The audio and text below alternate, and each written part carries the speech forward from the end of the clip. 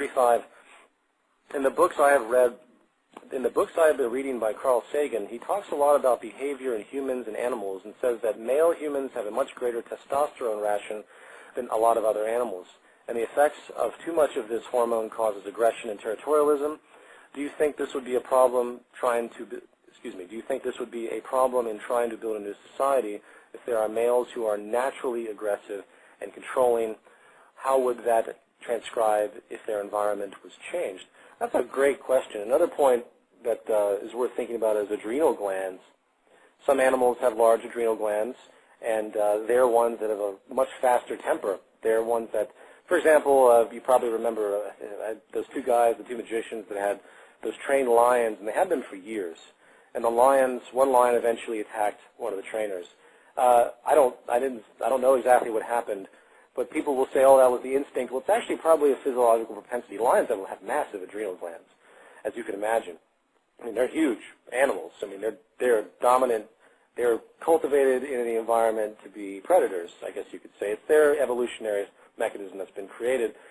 So the taming of them is only one thing. There are physiological elements that come into play. And I think what it comes down to is that certain people do have physiological propensities, and it isn't as much worrying about, what it is creating an environment that doesn't trigger those types of responses.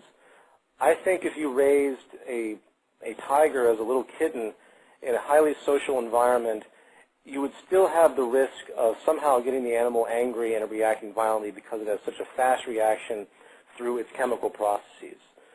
You can call that genetic, but it is genetic, but it's not genetic in the sense that people use the term instinct in the loose, hyper, glorified geneticist stuff that we have now. Everything is hyper genetic based now. Everyone loves to blame genetics on everything, and as I said before, it's a form of superstition, a form of possession.